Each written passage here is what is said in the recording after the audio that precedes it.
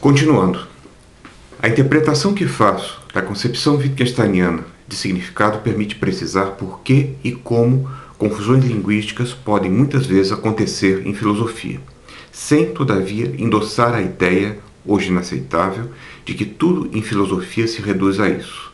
Provavelmente o próprio Wittgenstein não compartilharia dessa ideia. Para Wittgenstein, a razão subjacente às confusões linguísticas é que os significados das palavras e nossos jogos de linguagem ordinários são apreendidos de forma não cognitiva por adestramento, Abrichtung.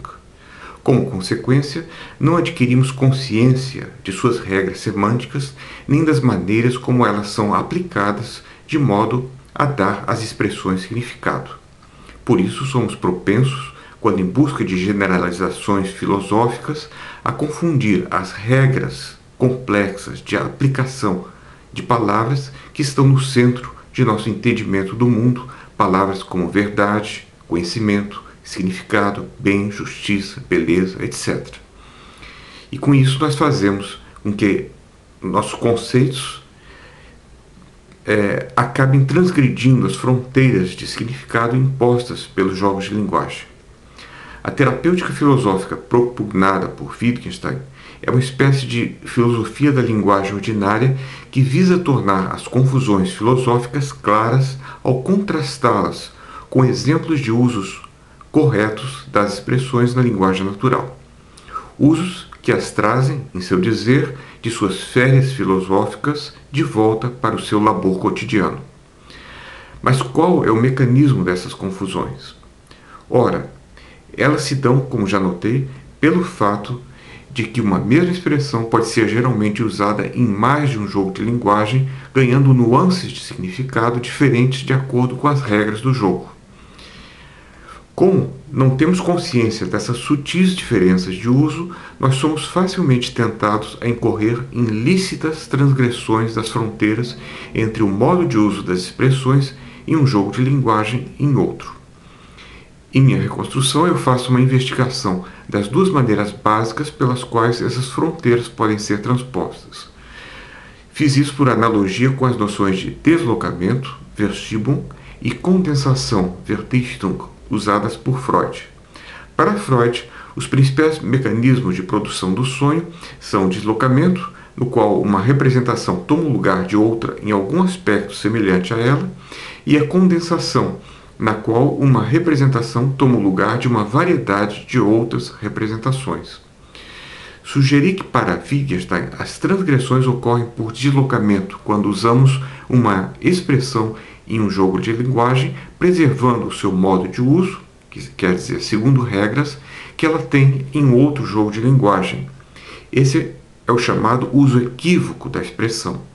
Já as transgressões ocorrem por condensação, quando juntamos os modos de uso de uma mesma expressão, que uma mesma expressão tem mais de um jogo de linguagem, tentando fazê-la seguir as regras que lhe são próprias para cada um desses jogos simultaneamente. Esse é o que podemos propriamente chamar de uso confuso da expressão. Nenhum deles é lícito. Exemplos filosóficos desses mecanismos são sempre contestáveis, mas eu vou dar dois deles como ilustração. O filósofo grego Estilpão negava a possibilidade de predicação, pois para ele, sempre que dizemos alguma coisa de algo, estamos dizendo que ela não é o que é. Por exemplo, se digo que Sócrates é calvo, cai em contradição, pois estou negando que Sócrates é Sócrates. Para responder, precisamos primeiro notar que o verbo ser tem mais de um sentido. Ele tem um sentido de identidade em frases como uma rosa é uma rosa, mas ele também pode ter um sentido predicativo em uma frase como a rosa é uma flor. E também podemos dizer que ele pode ter, ao menos na linguagem poética, um sentido existencial em uma frase como nos altos cumes é serenidade. Podemos agora identificar o equívoco como resultado do deslocamento do uso do verbo ser no sentido de identidade, que acontece em um jogo de linguagem do tipo A, no qual se pode dizer, por exemplo, que Sócrates é Sócrates, para o seu uso em um jogo de linguagem no tipo B, no qual esse verbo deveria ter um sentido predicativo, por exemplo, nos proferimentos Sócrates é calvo e a rosa é vermelha. O verbo ser é usado no contexto de jogos do tipo P, preservando o sentido, ou seja, seguindo regras de uso que ele tinha no jogo A, de onde resulta o equívoco. Para tentarmos um exemplo de condensação, considere a sugestão de alguns filósofos de que o verbo ser deve ter um sentido unívoco, originário, no qual confluem tanto o ser da identidade quanto o ser predicativo e o ser existencial. Como comprovação disso, poderia nos ser apresentada a frase "o ser é ser", com a qual o filósofo pretenderia afirmar que o ser tem uma propriedade única, superior à da mera identidade, em frases como Sócrates é Sócrates, pois que subsume também, simultaneamente, tanto a predicação da seridade do ser, quanto a de sua própria existência.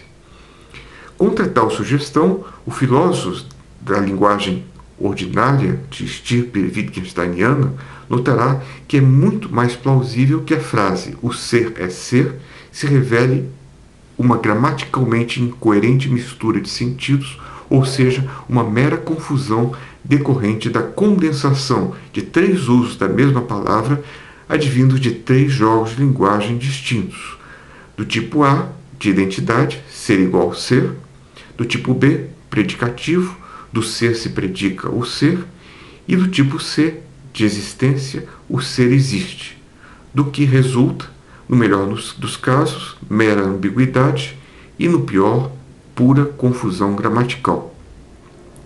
Por que é importante esclarecer a concepção de significado na última filosofia de Wittgenstein? Ora, porque é com base implícita nessa ideia de que as expressões só ganham sentido completo dentro de jogos de linguagem radicados em uma forma de vida, que a terapia linguístico-filosófica de Wittgenstein pode ser exercida. É por ser articulada sobre esse pano de fundo é que a elucidação filosófica terapêutica, a crítica da linguagem por ele intentada, se torna eficaz.